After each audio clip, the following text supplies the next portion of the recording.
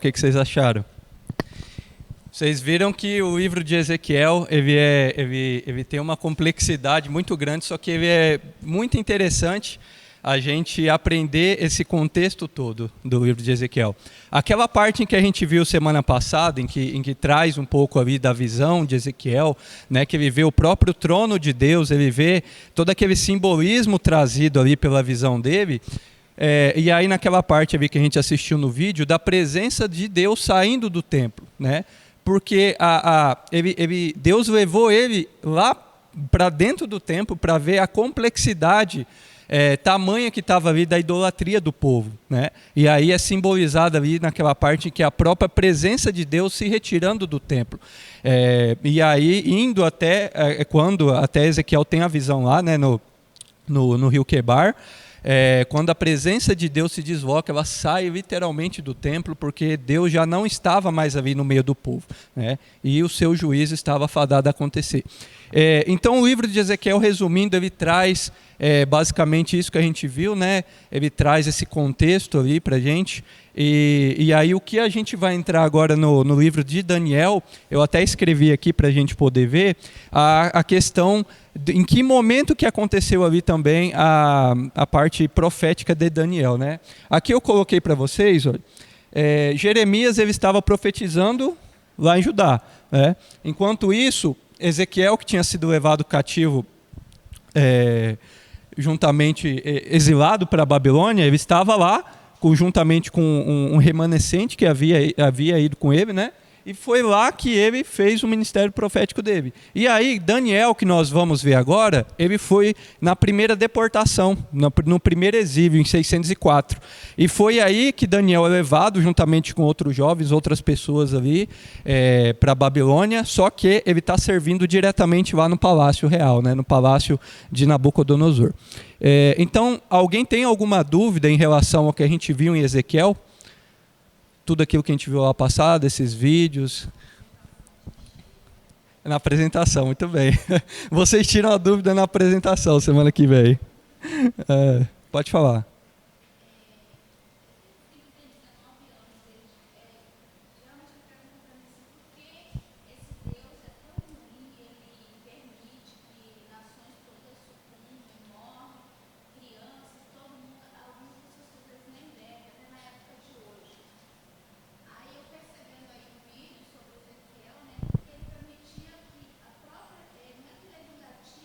Interessante, bom você tocar nesse assunto. Quando o reino foi dividido aqui, para a gente aprender. Depois do reinado de Salomão, Roboão assumiu e aconteceu a divisão do reino. Sabe quantos reis daqui de Israel serviram a Deus? Das 9 dinastias que teve aqui?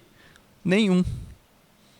Então foi um tempo muito grande ali de reinados subsequentes de idolatria, de iniquidade, de coisas horrorosas, até sacrifícios humanos, né?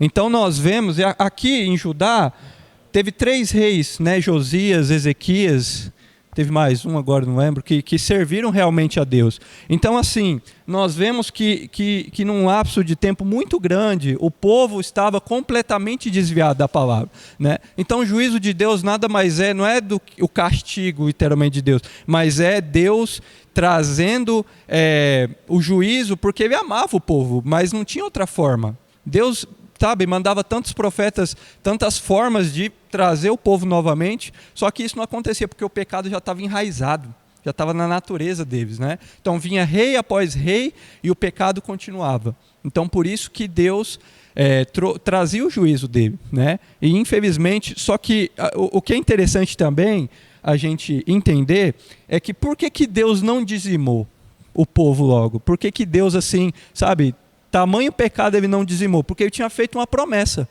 Para quem? Lá para Abraão. Desde Abraão, Deus tinha feito uma promessa para ele, né? De que ele teria uma descendência, essa descendência, eles entrariam na terra prometida e ali seriam prósperos. Então, Deus já tinha dado uma promessa lá para os patriarcas, desde Abraão. Então, essa promessa de Deus, ele cumpriu, mesmo o povo pecando, né? Então, isso mostra como o nosso Deus é justo. Alguém? Não, depois vocês vão ver os profetas menores também, mas que ao mesmo tempo. Ao mesmo tempo não juntos, né? Mas eles estavam em lugares diferentes. Você vai ver em profetas menores, eu não sei dizer com precisão, mas tem sim. Tem outros profetas que fizeram parte ao mesmo tempo, mas em locais diferentes também, né? Então vamos lá. Por que eu coloquei isso aqui no quadro? Para a gente continuar a entender sobre o contexto histórico, né? Então vamos lá. Lembram que eu expliquei para vocês que existiram 3 momentos de exílio, né? Foram em 3 momentos que a Babilônia veio, né, em Judá e levou o povo cativo, certo? Foi no primeiro, em 604, vou até colocar aqui, ó, 604 a.C., em que Daniel, que aí os amigos dele também, Ananias, Misael e Azarias, foram levados cativos, né, para a Babilônia. E aí eu vou explicar como que isso aconteceu, que é interessante a gente entender esse contexto, para a gente entender ali os primeiros capítulos de Daniel. Tá? Eu coloquei esse aqui porque, basicamente, o livro de Daniel é dividido em 2 partes. Esses 6 primeiros capítulos aqui... Gente, só deixa eu tirar esse cabo aqui, peraí. Ele ficou enroscado aqui. De Daniel, ele é mais uma parte histórica. Ele contém um pouco aqui, o capítulo 2 principalmente, uma parte profética também, mas basicamente histórica, que fala um pouco ali dos reinados em que Daniel esteve presente, os reis que Daniel passou, né? E do 7 ao 12 ali traz uma parte profética, mais profética, contendo história, parte histórica também, a gente vai ver isso, tá? Então são basicamente essas 2 divisões. Então vamos lá.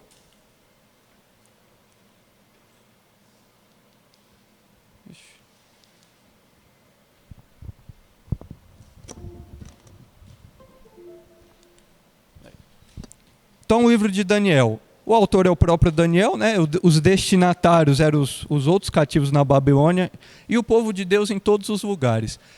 O livro de Daniel ele é um livro assim que tem um contexto global. Por quê? Porque ele fala basicamente de tempos futuros, finais dos tempos. Ele traz para nós a vinda do Messias, do Anticristo, reinados que iriam se levantar. Então ele traz assim uma analogia bem interessante em relação ao contexto que ele estava vivendo ali e as sucessões de reinados que viriam posteriormente a ele, né? E o que iria acontecer.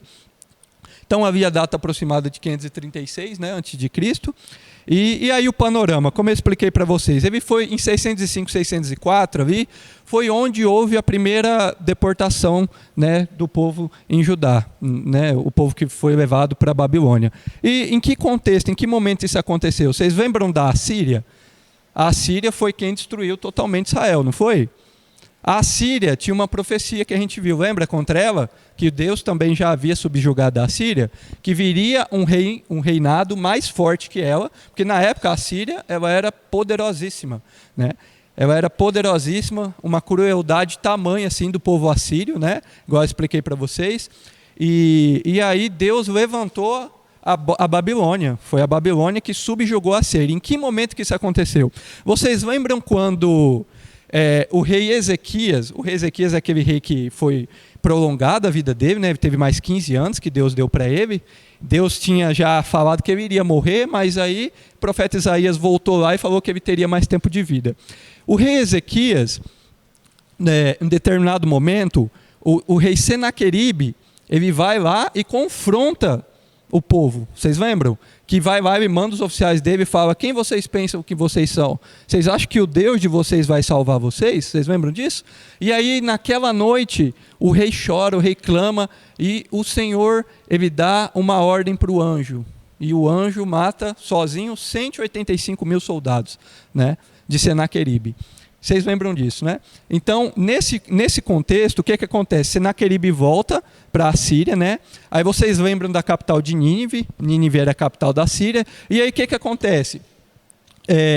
A Síria se enfraquece a partir daquele momento, né? E aí, posteriormente, né, surge a Babilônia. Ela era subjugada da Síria, mas aí a Babilônia começa a ganhar poder, né?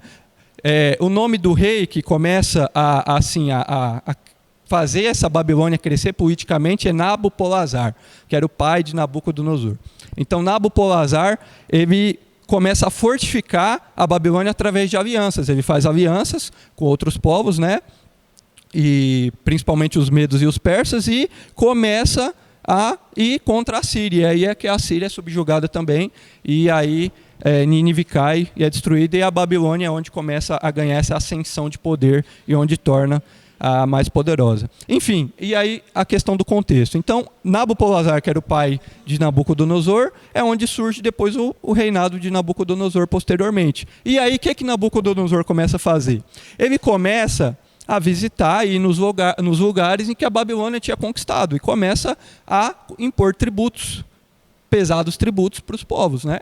E aí é onde ele chega até aqui, até Jerusalém, né? Até Judá, e leva o primeiro remanescente, né? E aí é onde nós entramos no contexto de Daniel, é onde foi levado Daniel, Ananias, Misael e Azarias para a Babilônia, certo? E essas pessoas que foram levadas no primeiro exílio não foram a maior quantidade foi na segunda, né? Mas a primeira, houve ali pessoas que foram levadas, selecionadas para servir no Palácio Real, né? Então, percebam que Daniel, ele torna-se profeta, ele é um profeta no palácio, no meio real ali, porque ele servia juntamente lá no palácio. Então, o livro de Daniel, como eu falei, eu coloquei aqui, ele é dividido em duas partes, né? Havia os primeiros 6 capítulos, essa parte mais histórica, contando ali o contexto histórico, né? Também um pouco de profecia, porque fala ali no capítulo 2 uma visão, um sonho que Nabucodonosor tem. E aí a segunda parte já contém mais essa parte profética do livro. Vou passar aqui que eu já falei um pouco. Quem conhece essa pessoa aqui? Quem sabe quem é? Vocês estudaram isso aqui, ó, achar no... Boa, Isaac Newton. O que Isaac Newton tem a ver com o livro de Daniel? Isaac Newton foi um dos maiores gênios da história, né? E ele era uma pessoa que... Ele era muito... Assim, ele acreditava muito nas profecias bíblicas, né? E até escreveu um livro sobre isso, né? Então, ele acreditava muito nas profecias, principalmente de Daniel e de Apocalipse. Então, Isaac Newton, ele é uma pessoa ilustre, né? Assim, um tamanho gênio, que traz para nós, em um dos seus livros que ele escreve, o tamanho, a grandeza das profecias de Daniel. Então, essa pessoa aqui, ela é bem interessante a gente até estudar o que ele escreveu, porque muito do que ele escreveu aí traz para nós assim, um conhecimento enorme do que o livro de Daniel nos traz. O livro de Daniel, apesar de ele ter só 12 capítulos, cada versículo ali ele traz assim, uma barca assim, de conteúdo literário para nós sobre profecias, que é muito bom a gente estudar. Tá, aí aqui eu coloquei assim, ó. Ele escreveu um livro que é chamado Observações sobre as Profecias de Daniel e Apocalipse, e foi publicado em 1733 por Benjamin Smith, que era um parente dele. Aí aqui um pouco de curiosidade, né? Fala que a maior parte das 4.000 páginas escritas por ele versa sobre religião, Bíblia e espiritualidade. E Isaac Newton também ele traça uma série de correspondências entre as imagens proféticas de Daniel e eventos reais que aconteceram na história. Aí aqui, ó, o que ele escreveu. As previsões das coisas que virão se relacionam com o estado da igreja em todas as épocas. E entre os antigos profetas, Daniel é o mais distinto na ordem do tempo e mais fácil de ser compreendido. E, portanto, nas coisas que se relacionam com os últimos tempos, ele deve se tornar a chave para o resto. Daniel tinha o maior crédito entre os judeus, até o reinado do imperador romano Adriano. E rejeitar suas profecias é rejeitar a fé cristã, pois esta fé se baseia em sua profecia a respeito do Messias. Então ele escreveu muitas coisas assim a respeito do que a Bíblia nos traz hoje. E aí, eu trouxe uma vez para vocês também sobre os achados do Mar Morto, vocês lembram? Que foi também recentemente descoberto, né? Mas que traz assim muita coisa histórica, arqueológica, sobre as provas de tudo aquilo que a Bíblia traz para nós hoje, né? E um desses manuscritos ali, existem até cálculos proféticos, né? Baseados na profecia de Daniel, por exemplo, quando que o Messias iria vir, né? Quando o Messias iria surgir. E é basicamente aquilo que é basicamente o tempo em que Jesus esteve realmente na Terra. Então, esses achados, esses manuscritos que foram achados lá em Qumran, ele traz para nós, assim, sabe,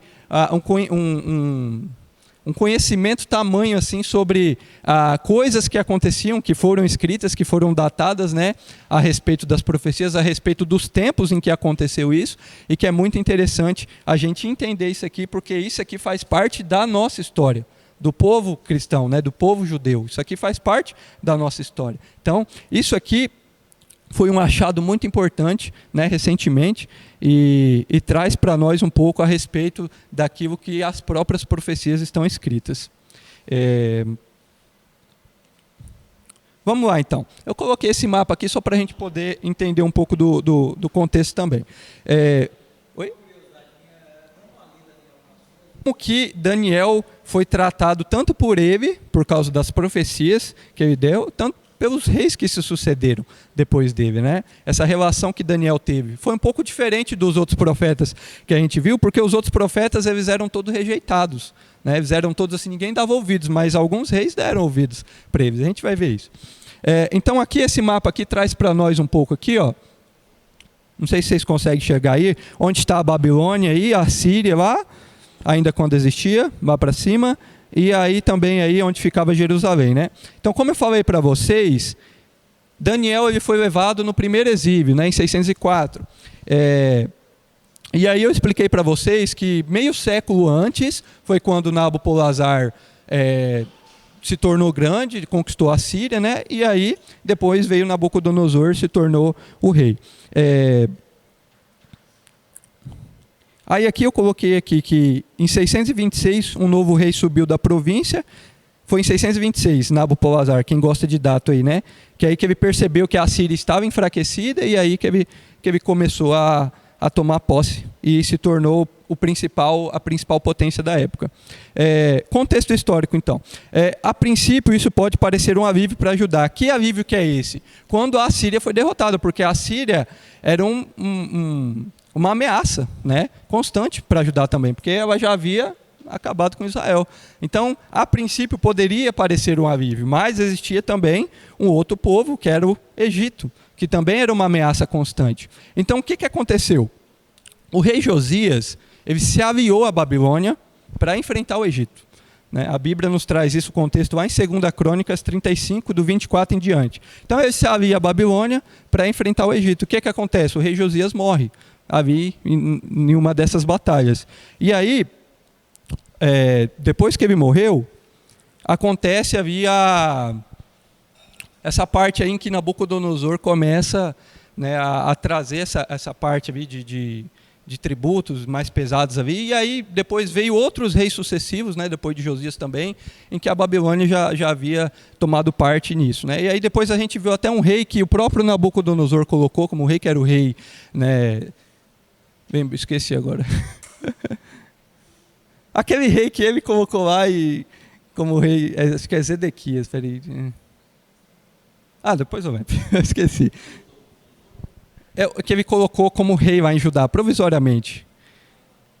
Eu esqueci agora, não sei se foi Zedequias. Zedequias mesmo. É que é parecido os nomes, Ezequias, Zedequias. Mas enfim, olha que interessante isso aqui para a gente poder entender também. De acordo com alguns autores, eles teriam sido feitos eunucos, né, na corte do rei. Por que traz isso? Perceba essa imagem aqui, ó. O que é eunuco? Havia ali essas pessoas que eram levadas, né, cativas, principalmente Daniel e seus amigos, para servir no palácio. Eles eram pessoas jovens, né, pessoas vigorantes de vida, bonitas, né?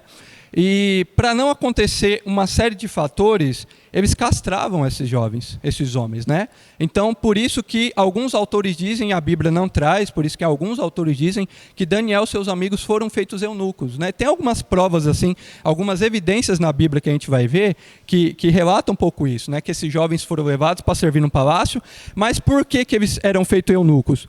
Por dois motivos. Para que eles não se relacionassem com as mulheres do rei, né, não tivesse esse contato sexual com essas mulheres, né, porque eles eram homens, então eles já castravam esses jovens, e também para que eles não pudessem voltar para a terra, ser rei, ser feito rei e se vingar. Porque para um rei voltar para a terra e ser feito rei, ele teria que ter descendência, ele teria que ter filhos, né? Então, se ele fosse castrado, ele não poderia ter filhos. Isso falando não só de Daniel, mas de todos os outros jovens que foram levados também, né? Então, alguns autores dizem isso, né? Que eles foram feitos eunucos. E aí na Bíblia traz duas coisas assim que a gente pode notadamente achar que isso era verdadeiro realmente. Porque, de acordo com alguns autores, eles teriam sido feitos eunucos, né? E a Bíblia ela narra que eles serviram, né, como escravos, e que eles foram colocados a serviço lá do chefe dos eunucos, quando eles chegaram no palácio. E aí, a partir dali, quando a gente vai ver que eles tiveram esse primeiro contato ali, né, com a cultura babilônica, o que eles iriam ter que comer, como seria o treinamento deles, né, aí que isso é perceptível, que o primeiro contato ali foi que esse chefe dos eunucos queria passar para eles as instruções, iria treiná-los, né, para que eles pudessem assumir esses cargos ali diretamente no palácio. E também há uma coisa interessante, que é uma evidência que traz também que eles foram se tornar eunucos, que naquela hora em que, por exemplo, eles foram jogados na fornalha, Ananias, Misael e Azarias, que é Sadraque, Mesaque e Abednego, eles foram jogados sozinhos. Mas na época, quando alguém, um homem, um sacerdote, ele recebia uma punição de morte, toda a família dele ia junto. Então eles não tinham família. Daniel não casou, nenhum deles casaram. Então é mais uma evidência realmente que eles se tornaram eunucos ali. Então, e aí outra passagem que traz para a gente essa evidência que eles se tornaram eunucos foi quando o próprio Daniel é jogado na cova dos leões. Daniel foi jogado sozinho. Ou seja, ele não tinha família, ele não foi casado, né? Então é mais uma evidência que ele se tornou eunuco também. E aí, só complementando, depois de Daniel, foi jogado na cova dos leões todos aqueles que acusaram Daniel. E juntamente, a Bíblia fala, juntamente com a sua família, sua esposa e filhos, né? Então isso prova um pouco a respeito dessa parte.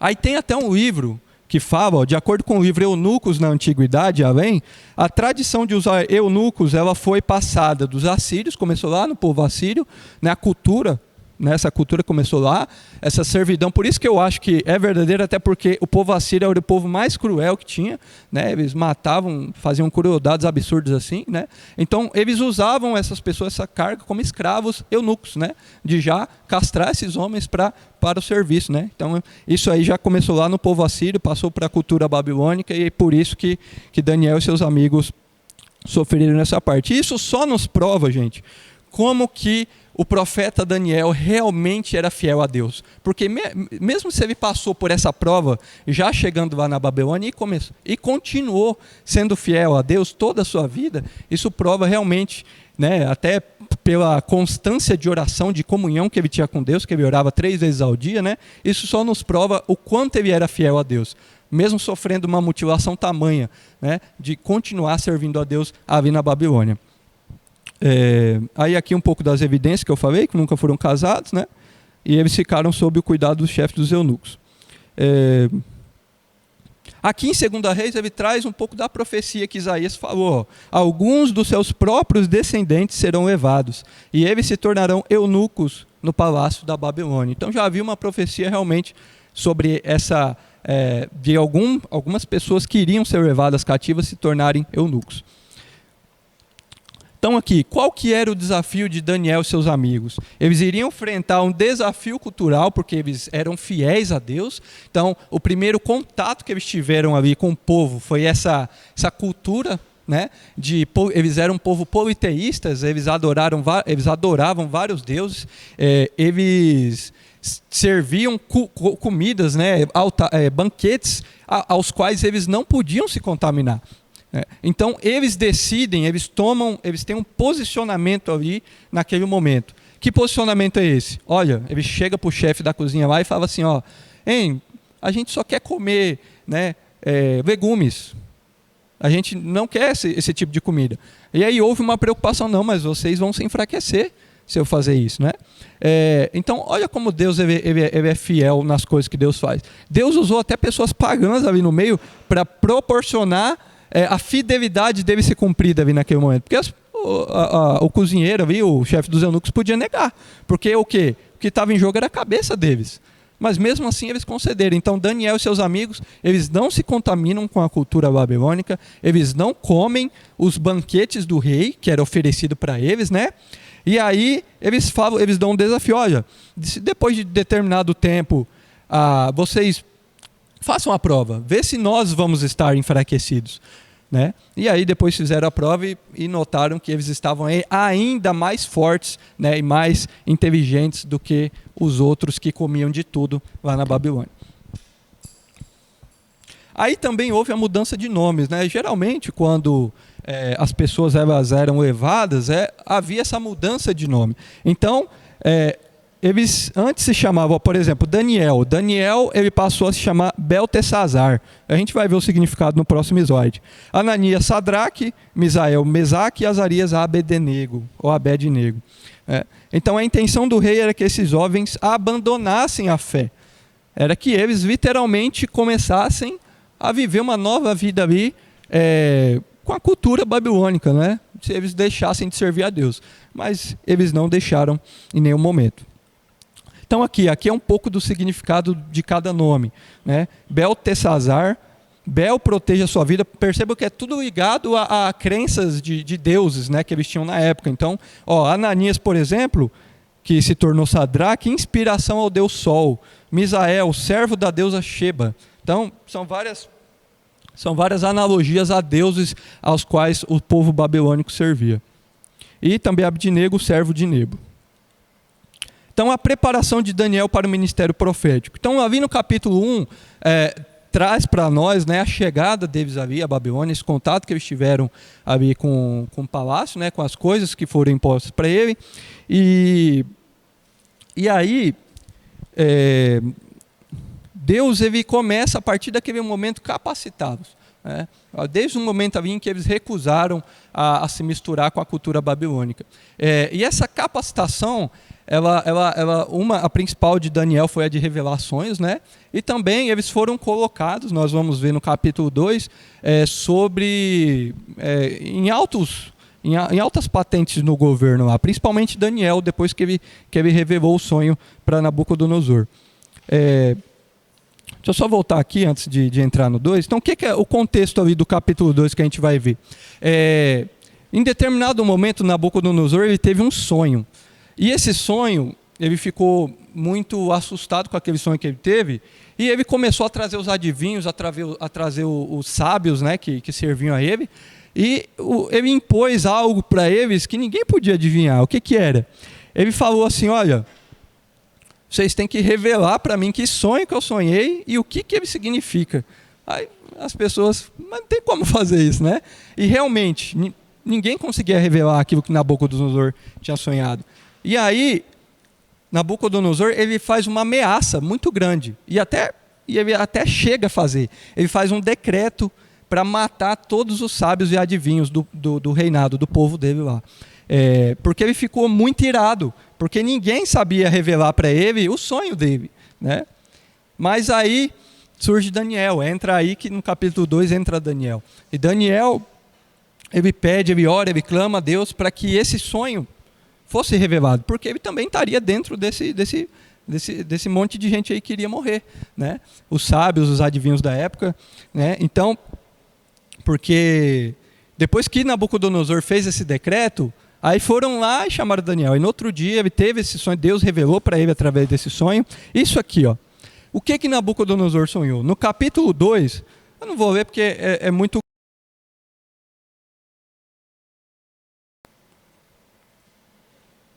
Peraí. No capítulo 2, Nabucodonosor ele teve um sonho de uma estátua. E aí, nesse desenho aqui, vocês podem notar, ó, ela é dividida de acordo com o material dela. Por exemplo, a cabeça de ouro, né? O corpo, o tronco dela era de prata, ali a cintura, a parte da cintura ali era de bronze, as pernas de ferro e aí até os pés, barro misturado com ferro. Então, basicamente, resumindo, qual foi o sonho de Nabucodonosor. Então, ali naquele momento, o capítulo 2 traz para nós que Daniel, além de falar qual foi o sonho do rei, ele revelou o sonho, o que significaria. Né?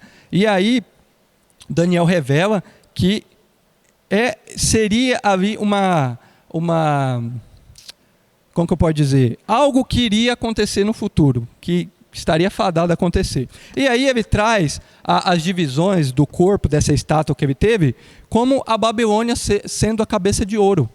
Então, a Babilônia sendo o primeiro reinado, aí eu coloquei até as datas aí, ó, né?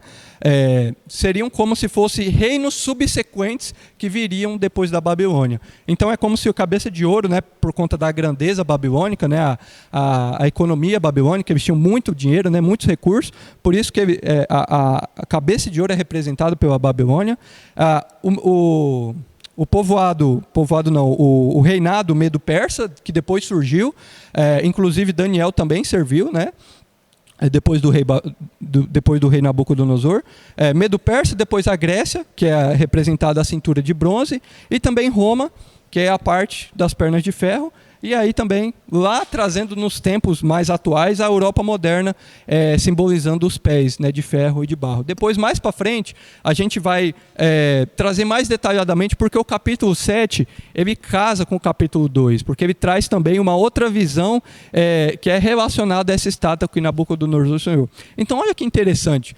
O que Deus faz? Deus, né, para cumprir o propósito dele e trazer essa visão do que iria acontecer no futuro, ele dá um sonho para Nabucodonosor, ele sonha o que iria acontecer futuramente, quais seriam as nações que viriam depois da Babilônia, né? Então, ali naquele momento, Nabucodonosor, depois que é revelado essa profecia, ele cai aos pés de Daniel, né, e coloca Daniel só abaixo dele, como governador de toda a província da Babilônia. E aí Daniel, ele indica também Ananias, Misael e Azarias, e eles também são colocados como governantes de algumas províncias, mas Daniel era o governador ali de toda a província da Babilônia.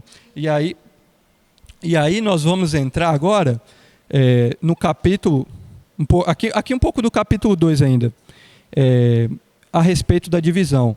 Ali nos versículos, ali traz um pouco para nós, né, a cabeça de ouro, e aí percebam que lá, no final desse capítulo 2, do sonho que ele teve, fala que uma pedra que não foi jogada por mãos, ela vem e bate ali nas pernas, né, de ferro, só que destrói toda a estátua. E aí depois nós vamos ver o que isso significa, mas tem a ver já com o reinado de Jesus, né? E aí tem até um versículo, se vocês verem lá, Isaías 28:16, né? E até quando Jesus ali, quando Jesus ele está com os discípulos, já ele fala sobre a pedra angular. O próprio Cristo seria a pedra, né? O reinado messiânico de Jesus, que seria um reinado dominante e que nunca teria fim. O próprio verso lá do final desse capítulo 2 fala que seria um reinado que não teria fim. Então já traz aí uma profecia já lá para o final dos tempos, na segunda vinda do Messias. Aí a conclusão do sonho. O que acontece lá? Daniel 2:35. A pedra atinge a estátua, como eu falei, né? Resultando na destruição de toda a estátua e todos os materiais que a compõem. Nós vamos recapitular isso no capítulo 7, para a gente ver mais detalhadamente. Já no capítulo 3, eu creio que essa história, basicamente, todos vocês conhecem. Mas há algo intrigante aqui. Percebam que aqui é um tempo depois, né, já havia passado aí um determinado tempo, Nabucodonosor constrói uma estátua de ouro gigante para ele, né? E aí ele manda vir todo mundo, de todas as províncias, né, de onde a Babilônia estava dominando, para vir adorá-lo. E aí nesse meio tá 3 pessoas, Sadraque, Mesaque e Abednego, ou Ananias, Misael e Azarias, né? E aí é onde eles tem a primeira prova deles, segunda, né? Porque a primeira é quando eles não se misturaram. Deles não se ajoelhar perante a estátua. Então eles não se ajoelham. Vocês conhecem a história. Eles não se ajoelham. E aí eles têm uma segunda chance de se ajoelhar, mas eles não se prostram diante da estátua. E aí é determinado para eles a fornalha ardente, né? Nabucodonosor fica tão irado com eles porque eles falam assim, que eles não iriam, né, se ajoelhar. E que se Deus quisesse, Deus poderia salvá-los, né? Porque o Deus que eles serviam era o Deus de Israel, e eles não iriam se prostrar. E aí Nabucodonosor manda aquecer 7 vezes mais a fornalha naquele dia, para jogá-los lá dentro, né?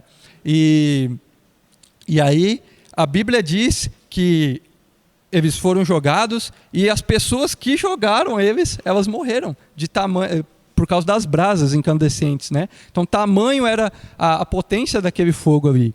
Mas aí, algo intrigante aconteceu, né? Que quando Nabucodonosor olha e vê 4 homens na fornalha, só que eles jogaram só 3, né? Então, o próprio Senhor estava ali guardando eles.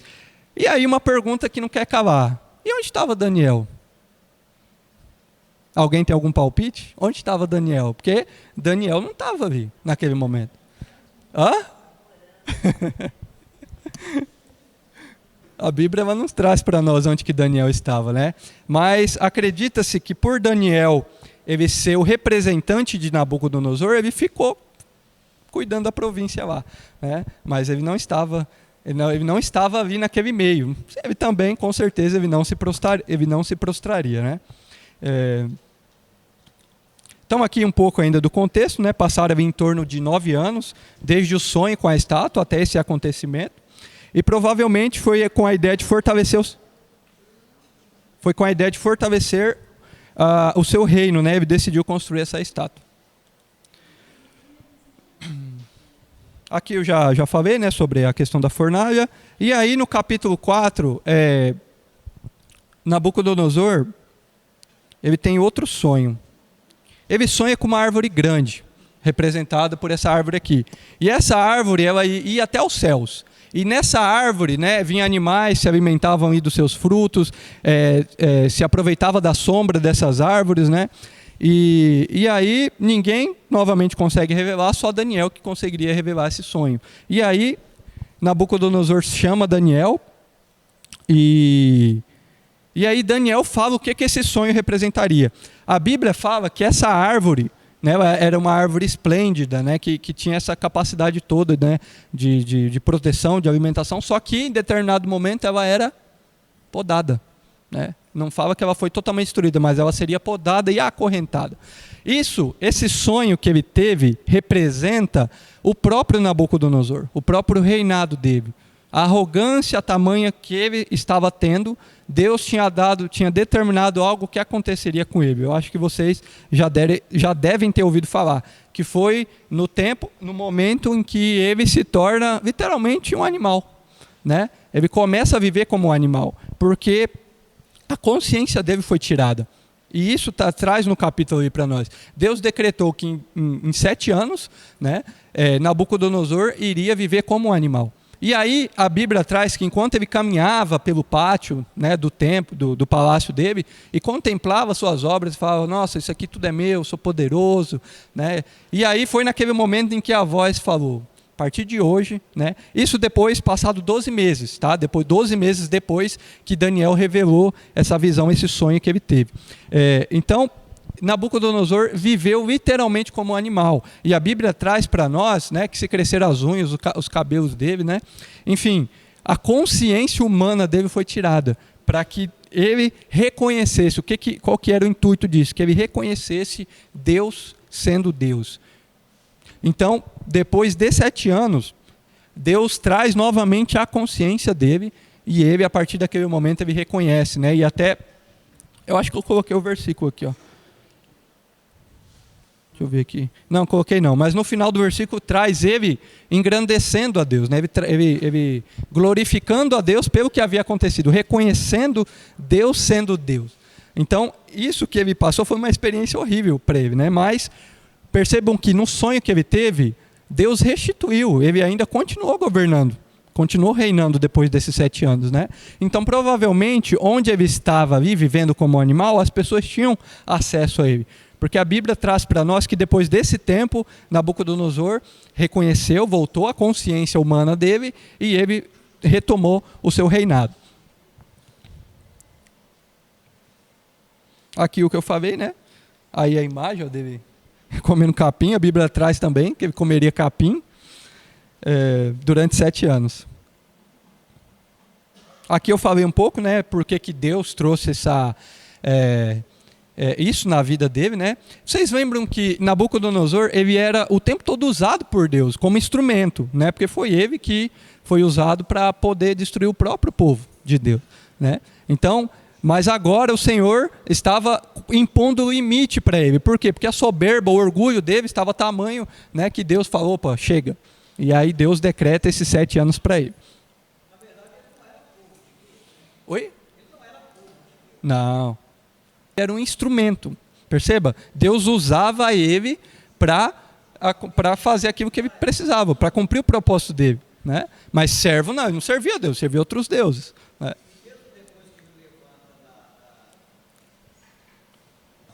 Não, ele só reconhece. Ele só reconhece. É aquela coisa, né? Por mais que ele viveu tudo aquilo, é igual o povo de Deus. Eles sabiam que tudo aquilo acontecia por causa do pecado dele, mas eles não mudavam de vida, né? Não tinham outra atitude. Então a mesma coisa com ele. Ele reconheceu que Deus era Deus, mas não servia a Deus. Né? Ele continuou sendo o mesmo. O capítulo 5 já nos traz um reinado à frente, né? Depois que Nabucodonosor não era mais rei, aí já traz um outro rei, a qual Daniel também fez parte ali no exílio, que era o rei Belsazar, parecido com Beltesazar, que era de Daniel, é Belsazar. E aí o que aconteceu? Vou resumir para vocês aqui. O capítulo 5, ele traz ali para nós que o rei fez uma festa, né? E no primeiro exílio, que foi 604, as iguarias do templo, né? As taças de ouro, de prata, né? Tudo aquilo ali que estava no templo lá em Jerusalém foi levado. E aí para essa festa, o rei Belsazar, juntamente com as suas mulheres, concubinas e o restante que estava lá, usaram essas taças para adorar outros deuses. Então eles pegaram ali as taças de ouro, as taças de prata, aquilo que o templo tinha para adorar outro Deus. E Deus se irou completamente com isso. E aí é que traz essa simbologia aqui para nós no capítulo 5. Isso aqui é uma escrita, né? De repente lá, no capítulo 5, traz para nós que uma mão apareceu lá no palácio do templo, na parede do palácio, e começou a escrever. E aí a Bíblia diz que o rei ficou tão assustado, acho que era um rei muito medroso, que as pernas dele batiam, joelho no joelho. Capítulo 5 fala, ou seja, estava tremendo de medo. O que é isso aqui? Porque ele literalmente estava vendo a mão escrever na parede. Precisava, né? Fosse a gente, saia correndo. Fosse a gente, saia correndo na hora, né? Mas aí ele ficou trêmulo e não sabia o que era aquilo. Aí o que ele fez? Chamou de novo os adivinhos. O que é isso aqui? Mas ninguém sabia. Né? Chamou os adivinhos sábios para tentar traduzir o que estava escrito ali. Né? Aqui, lógico, está escrito em hebraico, mas era Mene, Mene, Tekel e Parzim. Né? Então, essa frase que foi escrita ali, ninguém sabia identificar o que era. Mas aí a rainha, ela sabia de Daniel. E aí trouxe Daniel. A Bíblia não fala onde ele estava, mas aí trouxeram Daniel. E aí Daniel traduz o que está escrito. Que é isso aqui, ó. Mene, Mene, Tekel e Parzim. Ou Parzim. Né? Aqui, ó. Mene. Contou Deus o teu reino e o acabou. Então esse é o primeiro significado. Tekel. Pesado foste na balança e foste achado em falta. E Parzim, ou Pérez, que tem algumas traduções bíblicas que fala Pérez, né? Por que isso? Porque o livro de Daniel foi escrito em duas linguagens, se vocês não sabem. Foi escrito em hebraico e foi escrito em aramaico. O hebraico era a língua mais culta e o aramaico a língua mais popular. Então foi escrito em duas línguas. Então por isso que alguns textos falam Parzim, outros Pérez. Dividido foste o teu reino e deu-se aos medos e aos persas. Percebam, aqui começa a cumprir a profecia lá, o sonho que Nabucodonosor teve. A cabeça de ouro, depois viria o corpo de prata, certo? Que seriam os medos e os persas. A Bíblia diz que nessa noite, na mesma noite, o rei morreu. Não fala quem matou ele, mas mataram o rei Belsazar naquela mesma noite. E aí, Dário assumiu. Dário, que era dos medos, né? Onde depois houve essa união dos medos e dos persas, assumiu o trono. E aí, a partir daí, é onde a Babilônia começa a se enfraquecer. Né? E aí é onde surge o povo medo e o povo persa. Vão casando aí, gente. Casando com tudo aquilo que a gente viu anteriormente. Percebam que 70 anos, lembra? Iria passar um período de 70 anos que Deus tinha dado lá do exílio, né? E esse tempo está correndo, percebam? Deus está fazendo coisas. Deus está fazendo as coisas mudarem para acontecer uma coisa. Né? O propósito deve se cumprir e o povo retornar, certo? Então aí agora... a partir do outro capítulo já é um novo reinado, que é o reinado de Dário. Dario, né? Não tem acento, então é Dario. Aí no capítulo 6, Daniel, por ser uma pessoa muito sábia e muito coerente, né, muito inteligente, a Bíblia diz que, lá no capítulo 1, que Daniel e os seus amigos eles tinham capacidade de inteligência 10 vezes mais do que as outras pessoas. Então, tamanha sabedoria que Deus dava para eles. Então, percebam que nesses 4 reis que Daniel serviu ali, ele sempre era colocado em uma posição alta, porque Deus dava muita sabedoria para ele. E lógico, quando você é colocado numa posição alta, ou quando Deus te coloca em determinado lugar, o que acontece? Inveja. As pessoas começam a invejar, as pessoas começam a olhar, né? E foi isso que aconteceu com Daniel. As pessoas, a Bíblia diz que os outros 120 serventes lá que Dario colocou, começaram a ter inveja, começaram a procurar um meio de tentar acabar com a vida dele. Mas eles não achavam. A Bíblia diz que nenhuma falta foi achada em Daniel. Daniel ele tinha um caráter imenso, né? Então, única forma que eles viram de trazer algo sobre a vida de Daniel era confrontando a fé dele. E aí o que eles fizeram? Eles foram até o rei Dario e falou assim: rei, faz um decreto aí para que nenhum homem, nenhuma pessoa adore outra pessoa ou ore a outro Deus senão o Senhor, durante 30 dias. E aí o rei, tá bom, né? Iria engrandecer o rei, e ele fala, tá bom, ele vai lá, sela, e aí tem esse decreto. 30 dias ninguém podia orar, não só o Deus de Daniel, que é o nosso Deus, mas nenhum outro Deus, nenhuma outra pessoa, somente ao rei, né? Então, Daniel, a hora que ele vê isso, o que ele faz? Vai correndo orar. Vai correndo fazer o contrário daquilo que estava no decreto. Ele vai para a presença de Deus orar. E aí é onde as pessoas se aproveitam, né? O que eles queriam fazer, por causa que eles estavam com inveja. Eles vão lá no rei, o Senhor decretou que ninguém poderia orar, ninguém poderia, adorar outro Deus nesse tempo, e Daniel está lá orando. O rei, ele tinha tanta, afinidade com Daniel, a Bíblia diz que ele gostava de Daniel, né? Ele tentou achar alguma forma de burlar aquilo ali, mas no tempo lá, se você selasse, está acabado. Você não poderia voltar a sua palavra atrás. Então ele selou.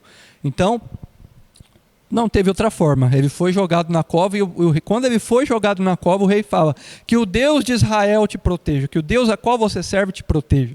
E ele foi jogado ali. No outro dia o rei vai lá, pergunta, Daniel, você ainda está vivo? Ele, sim, Senhor, estou vivo, né? O Deus a qual eu sirvo fechou a boca dos leões.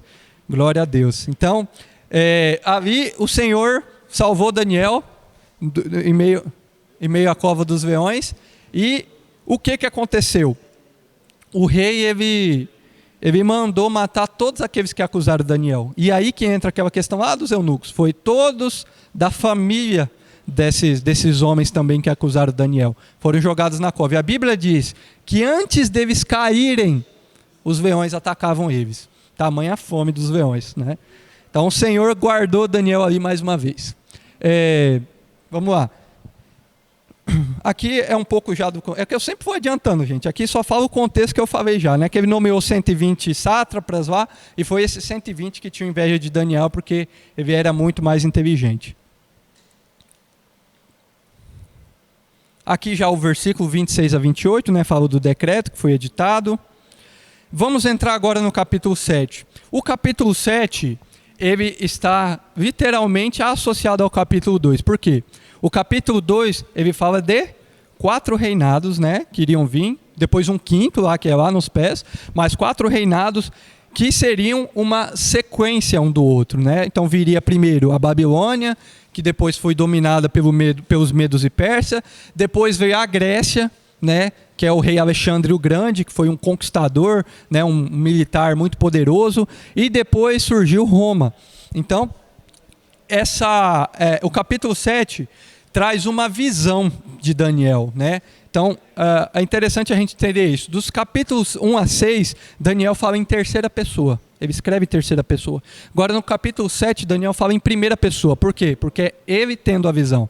Daniel teve essa visão aqui. Então, a Bíblia diz que ele teve uma visão de 4 animais, né? E esses 4 animais estão aqui, ó.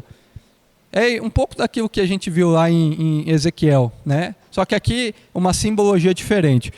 Ele viu um leão com asas de águia, ele viu um leopardo com 4 cabeças e 4 asas, ele viu um urso que tinha 3 costelas na boca, um urso, e ele viu um animal que a Bíblia não diz que animal que é, mas que Daniel diz que ele se assustou na hora que ele viu esse animal, que era um animal monstruoso, né? Não diz a figuragem desse animal, mas diz que ele tinha 10 chifres, né? Então aqui traz como se fosse um dinossauro aqui, mas não que seja assim, né? Mas a Bíblia diz que ele era um animal monstruoso, e Daniel se assusta na hora que ele vê esse animal. E a gente vai ver o que cada um significa. Opa. Tá. Tá? Mas foi durante o reinado de Dario. Então foi esses animais, né? Ô Marcos, me desculpa, mas a Bíblia traz sim. Eu até anotei aqui, ó. Essa visão que ele teve, inclusive, ela volta lá no rei Belsazar, tá? Então perceba aí no capítulo, eu falei que não, mas sim. Essa visão sim, é porque a outra visão que ele teve não fala o tempo. Mas no capítulo 7, no versículo 1, fala que no primeiro ano do reinado de Belsazar. Então perceba que essa visão que ele teve foi anterior ao capítulo 5, por exemplo, que a gente viu que já é o capítulo 6, que é jogado na cova dos leões na época do rei Dario. Então essa visão que ele teve é no reinado de Belsazar, que foi o rei antecessor, certo? Então, essa visão que ele teve foi no primeiro ano de Belsazar, e foi esses 4 animais que ele teve aqui. Aí aqui diz assim, o versículo 1 a 3, ó, eu vou ler porque vai ter a explicação. Ó. Na minha visão à noite, eu vi os 4 ventos do céu agitando o grande mar. 4 grandes animais, cada um diferentes dos outros, subiram do mar. Olha o que isso significa. Então aqui é simbologias. O mar, ele significa pessoas ou nações, né? Trazendo para nós essa simbologia profética. Está lá também Apocalipse 17:15. As bestas ou animais significa reis ou reinos. Então 4 animais que ele vê são 4 reinos, certo? Os ventos significa guerra, discórdia, destruição, né? E também está lá descrito em Jeremias 49 um pouco sobre isso. Então só exemplificando o que essa analogia nos traz, né? Para a gente poder entender o que Daniel sonhou, o que Daniel viu na visão. Então vamos lá, o primeiro, o leão com 2 grandes asas de águia é a simbologia da cabeça de ouro. Então vai casando aí, ó, a cabeça de ouro, que era Babilônia, certo? Então esse leão com asas era a própria Babilônia, o próprio reinado, né? E por que um leão com 2 asas? Significa 2 coisas. O leão, por conta do poder, né? A Babilônia foi um dos reinados mais poderosos do mundo, né? Porque ela dominou muito assim, né? O poderio militar e econômico da Babilônia. E 2 asas por causa da agilidade, o tempo em que isso percutiu durante ali o domínio babilônico, né? Foi uma rapidez muito grande para que esse domínio fosse concretizado na época. Então, por isso, essa simbologia. E aqui traz o tempo, ó, o domínio babilônico de 605, quando começou o cativeiro, né, até de Judá, até 539, quando aí começa o reinado dos medos e dos persas. Aí o segundo, é um urso com 3 costelas em sua boca. Isso aqui também está casado, essas 3 costelas, significa que os medos e persas, eles destruiriam 3 nações, né? Uma delas é o Egito, que foi destruído também pelos medos e pelos persas. Então, esse segundo animal, que é o urso, representa também força e representa essas 3 nações, as quais os medos e persas, eles subjugaram. E uma delas é a Babilônia também, né? A Babilônia, o Egito, e tem mais um que eu não lembro agora. Deixa eu ver se eu anotei aqui. Então essa é a simbologia do segundo, né? Esse domínio dos medos e dos persas. E aí a data é de 538 a 331. Foi nesse período em que houve a concretização do retorno do povo para reconstruir o templo. Aqui nesse tempo foi nos medos e nos persas, né? Foi até durante o reinado do rei Ciro, em que há um decreto para o povo retornar, né? Então aqui foi durante esse reinado. Isso aí vocês vão ver mais com precisão nos profetas menores, porque Daniel ali não fala com detalhes a respeito disso. Profetas menores, casado com o contexto histórico lá de Reis e Crônicas, onde traz a volta do povo, certo? Aí o terceiro animal que ele viu é um leopardo com 4 asas e 4 cabeças. Isso significa 2 coisas. Por que 4 cabeças? Porque depois a Grécia, quando Alexandre o Grande morreu, foi dividida em 4 províncias, tá? Por isso que é 4 cabeças de leopardo. Mas por que leopardo? O que o leopardo é? É rápido. Então, se a Babilônia teve as suas conquistas rapidamente, a Grécia mais ainda. A ascensão da Grécia no poder foi muito rápida, por isso que essa simbologia desse animal, um leopardo com 4 cabeças e 4 asas, por conta da velocidade em que o poderio da Grécia teve na época, tá? Aí o período é de 331 a 168 a.C. E aí o 4 animal, que a Bíblia traz como um animal terrível, né, um animal monstruoso, com um dente de ferro e 10 chifres. Aqui já entra um pouco já lá na parte lá da estátua de Roma, quando Roma começou a dominar, o povo romano, né? E ali já entra até a época de Jesus, né? Quando Jesus veio, quem dominava era o povo romano.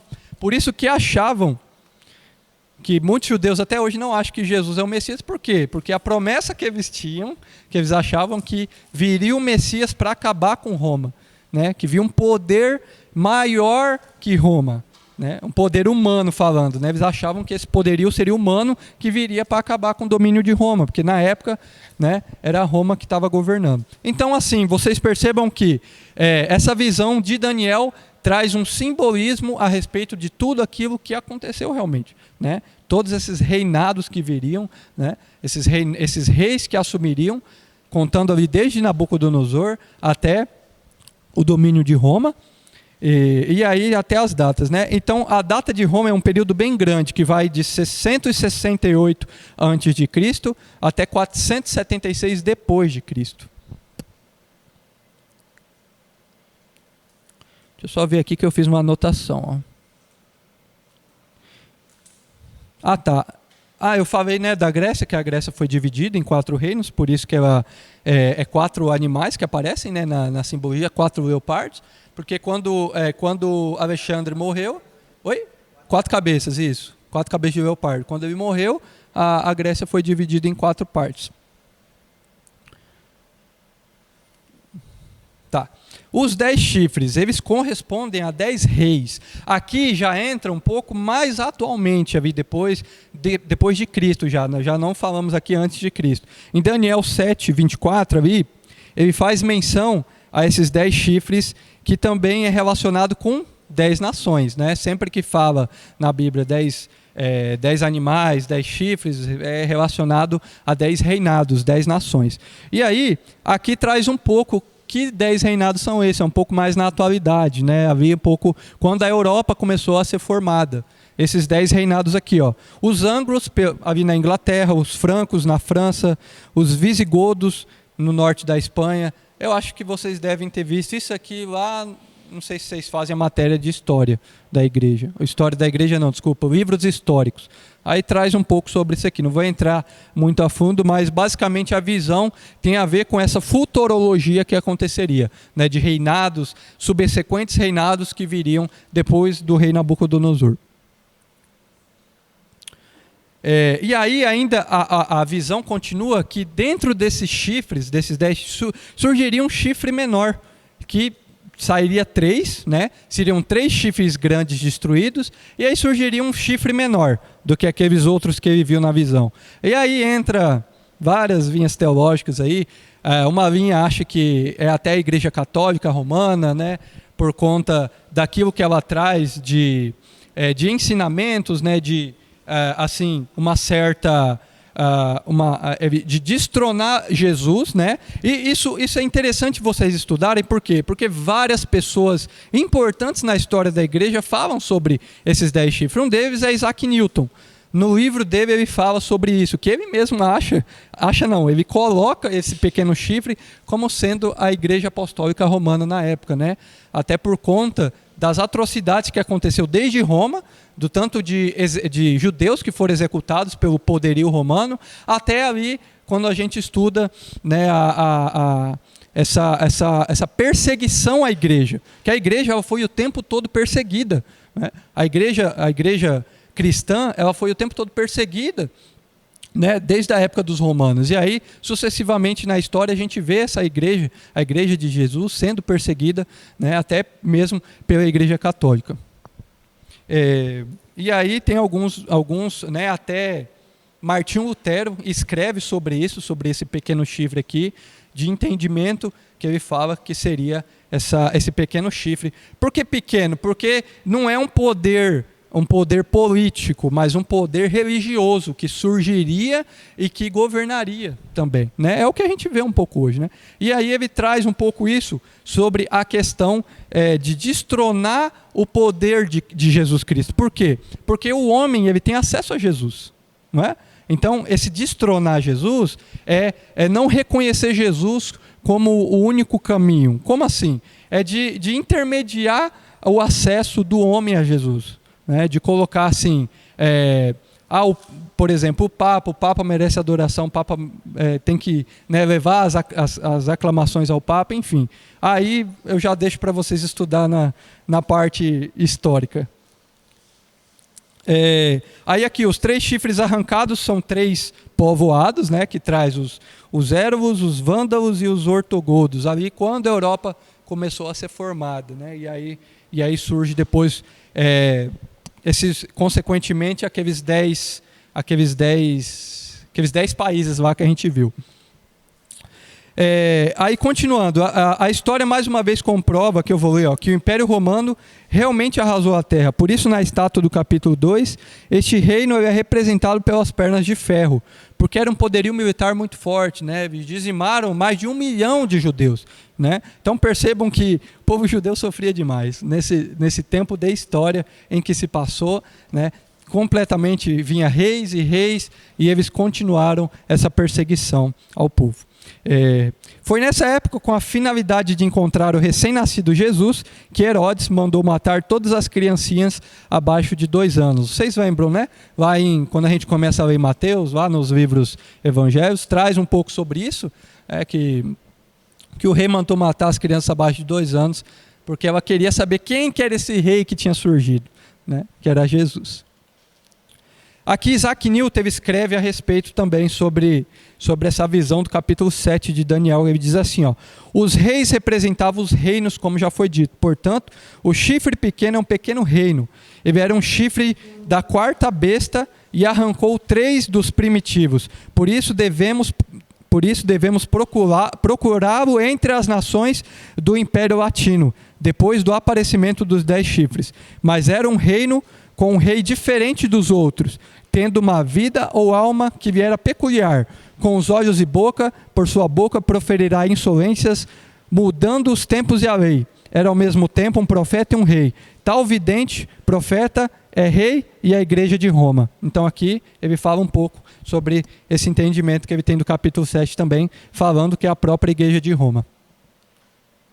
Martinho Lutero, o que ele escreve? Agora vêm eles e fazem do Papa um representante do Cristo, exaltado nos céus, e vários permitiriam que o diabo dominassem a tal ponto de chegarem a crer que o Papa estaria acima dos anjos no céu e lhes daria ordens, o que na realidade são as verdadeiras obras do anticristo. Então, se vocês pesquisarem, procurarem, vários homens importantes na história da igreja escrevem esse mesmo entendimento que eles têm sobre esse pequeno chifre na visão de Daniel 7. Aí aqui tem uma obra que fala sobre, né, o que a própria igreja católica escreveu nas edições de Loyola. A declaração dos pecados ao sacerdote constitui uma parte essencial do sacramento da penitência. Os penitentes devem, na confissão, enumerar todos os pecados mortais de que têm consciência, depois de examinar-se seriamente, mesmo que esses pecados sejam muito secretos e tenham sido cometidos somente contra os 2 últimos preceitos do Decálogo. Como Cristo confiou aos seus apóstolos o ministério da reconciliação, os bispos, seus sucessores e presbíteros colaboradores dos bispos, continuam a exercer esse ministério de os papas, em virtude do sacramento da ordem, o poder de perdoar todos os pecados. Então aqui um pouquinho do que eles escrevem, né, sobre essa questão de proferir algo que não tem a ver com o que a Bíblia nos ensina. Por isso que eles entendem essa visão de que o poderio papal era esse pequeno chifre, porque ele causaria discórdia e seria contrário àquilo que Jesus trouxe para a humanidade, de ser essa conexão direta com Deus, né? Aqui, a partir do capítulo 8, eu vou falar um pouco, deixa eu ver se tem tempo. Rapidinho. Porque os capítulos seguintes, eu vou passar um vídeo para a gente poder entender, porque senão se estende muito e aí acaba vocês não entendendo tanto. Porque o capítulo 9 e o capítulo 2 traz muitas simbologias também do que aquilo que é escrito em Apocalipse, nessas simbologias futurísticas da vinda do Messias. E já no capítulo 8 aqui, ele retrocede um pouco na história, ele fala sobre 2 reis, né, que surgiriam, representados aí por um bode e um carneiro, né, aí que eles estão se enfrentando aí. E aí aqui a simbologia desse capítulo 8, que ele tem essa visão desse carneiro e desse bode, é 2 impérios, que é o império que sucederia a Babilônia no poder, que seriam os medos e os persas, e a própria Grécia, que viria depois destronando os medos e os persas. Aí na simbologia do capítulo 8 ele traz que são 2 chifres do carneiro, né? Representam os reis da Média e da Pérsia, porque eram 2 reis que se juntaram como um povo só, né?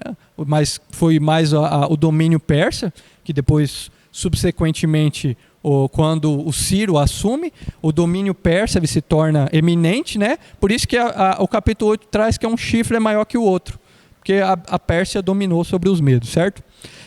E aí depois, o bode que surge é a própria Grécia, em sequência ao reinado dos medos e persas. Então percebam que essas três visões que Daniel tem, elas são correlacionadas. Não, desculpa, Daniel teve 2, mas quem teve a primeira foi o próprio Nabucodonosor, que Daniel interpretou, que foi a estátua, certo?